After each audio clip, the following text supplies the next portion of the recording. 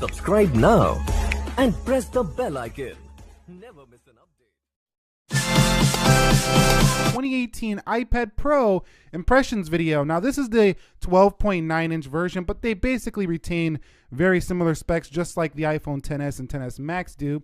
You can see this is the 256 gigabyte iPad Pro. And finally, we have USB-C connection here for the iPad Pro. It doesn't include the pencil, so I had to buy that separately. This is $129. So this is going to be quite the investment. Make sure that you're actually going to use this, because if you don't, then it's not going to be worthy of your investments. That's even more than the first generation, but it does magnetically connect to this iPad, and that's a good thing, because the old one, it was very easy to get lazy and not want to charge that up. But now when it's connected, it just starts charging. So taking the plastic off the box, Apple always makes it super simple to go ahead and do that. We're going to go ahead and open up the box, and you can see there is the giant 12.9 edition. However, it got a lot thinner and just smaller overall footprint than the prior version. Now inside the box, it's super clean, just like any other iPad before it. You have your warranty guide in here, as well as a new guide to operate the Face ID on this device. Big Apple stickers that come with this device. And over here, just some more. We'll read that later when we're taking a number 2. Over here, you can see USB-C to USB-C. So this should work with things like Android phones as well. I will test it out, but that would be pretty cool if you got a Pixel 3 or 2 and you want to take some great photos on that phone, transfer it over your iPad Pro and get editing. And then we have our USB-C power brick. So I can confirm to you that the old iPad brick is 12 watt and the new one is 18 watt. So if you do have a USB-C to Lightning cable, you can also charge your iPhone faster with this new brick as well. Okay, and for the Apple Pencil, the box looks very similar to an iPad box, just very small. Pretty much all the Apple boxes look the same. You have a pull tab here, and then you have this little insert with a bunch of papers you can read. And here is the Apple Pencil right here. I'm gonna take that plastic off, and you could see it does say pencil right here. No more, taking that little cap off and things like that and charging, sticking it to the bottom. Horrible design that was. Now it's a much more pencil feeling pencil with this indentation right here. We'll compare it a little bit later, but I'm really liking the second generation Apple Pencil, and I think artists are gonna come to love this one as well. Okay, so here's a space gray iPad Pro 12.9, and I could tell you off the gate automatically that the iPad Pro, again with the space gray, it's a different color. Once again, it looks a lot more like the MacBook Pro space gray, which I do like. It feels more premium than the older color, but still, again, not in line with what we're used to on the older iPad space gray. So this is the one I'm upgrading from, the Apple iPad Pro 10.5, which no longer works with the new Apple Pencil. That's pretty lame, but still, this is a fantastic tablet. And if you're looking for an iPad that's going to be a little bit cheaper but still very powerful, the 10.5 is still available, the older edition. But just look how different those grays are in comparison. But I definitely like the newer one much more. It's much more stealthy looking. Okay, so this new iPad does have Face ID, and setting it up is like any other iPhone that you've seen before. You're just going to go ahead and get started and position your face in there, and just go like so, and then do it one more time.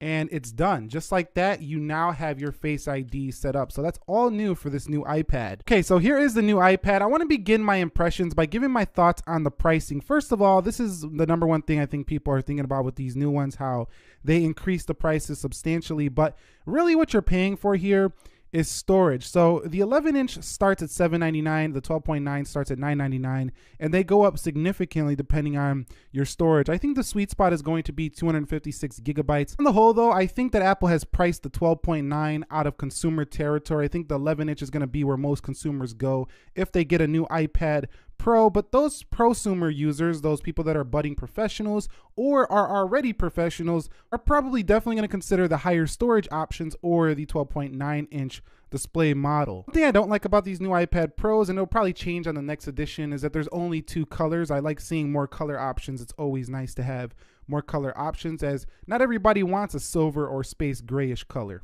Okay, so the first thing I want to talk about in my impressions is the design, and that is that this device immediately made me think back to, if you've been messing with tech for a long time, you'll remember HP's touchpad, the WebOS days.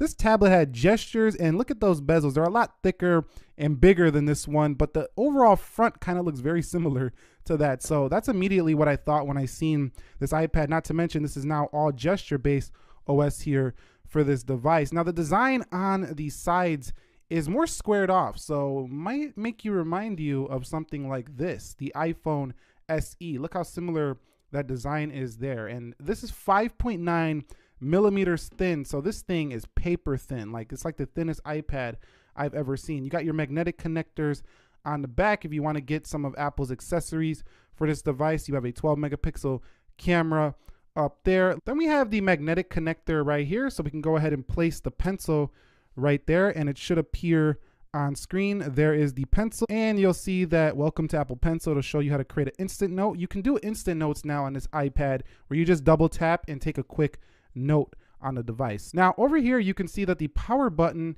is up at the top, and so are the volume rockers off to the right. Now one thing that's kind of weird about this iPad is to power it off, you can no longer just hold down the button. That just activates Siri. You now have to put two fingers right here and hold them together, and then you could power it off. Kind of an awkward movement to have to put two fingers like that to power it off, but that's what it is here for the new iPad Pros. It's kind of similar to the iPhone where you have to hold the power button and the volume down to go ahead and turn it off. Overall, just much thinner bezels than ever before on older iPads, and that makes it feel like a generational leap for the iPad, which is huge for people that are considering upgrade. You can actually justify this upgrade simply because of the design. Just look how much bigger these bezels are here than the new iPad. It's a really stunning design altogether. Okay, so quickly my impressions with the display. It's just a beautiful liquid retina display here, LCD technology, but I really couldn't even see that much of a difference between this and the iPhone XS Max when it comes to its overall quality. So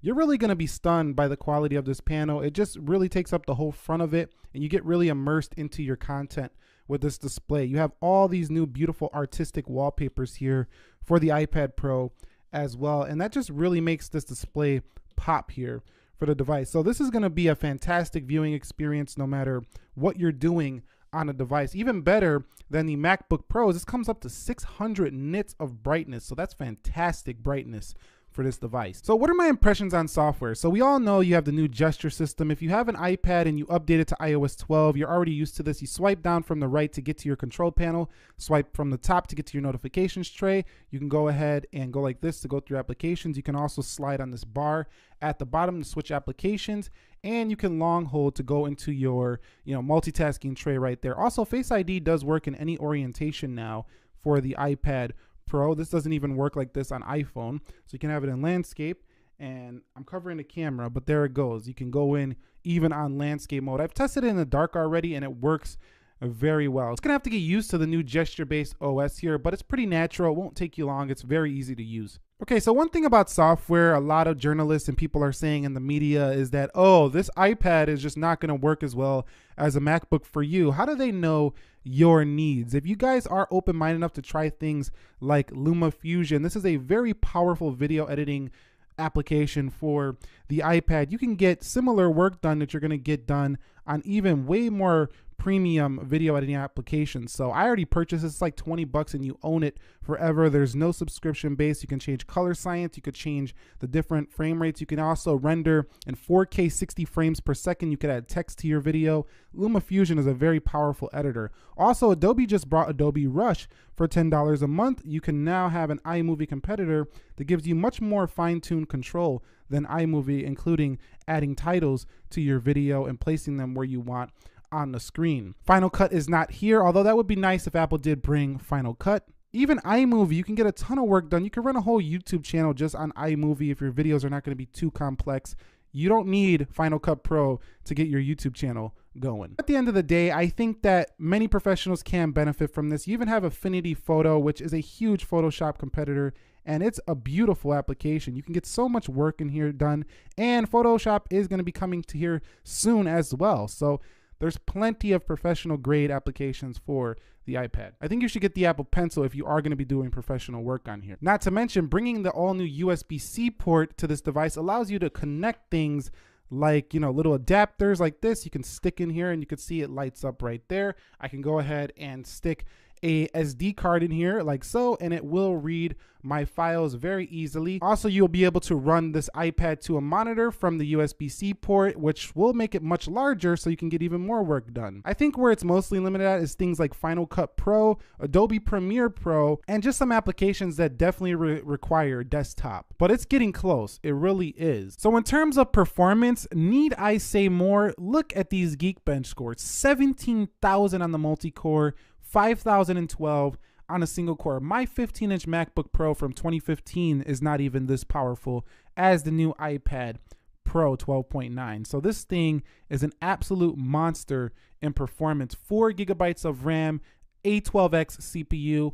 It's blowing away most laptops on the market right now. Okay, so here's another benefit of the new iPad Pro, the battery life. Because it runs the mobile operating system, it lasts much longer than a MacBook Pro will. I was already testing this yesterday. I did 3 hours of use and it only dropped 20% in 3 hours. So fantastic battery life you're gonna get on this new iPad. Okay, so let's talk about the speakers. We are on the Nick Ackerman YouTube channel and we're gonna play a video really quickly here and see how they sound. Now, the old ones were already very good, so I expect these to be no different.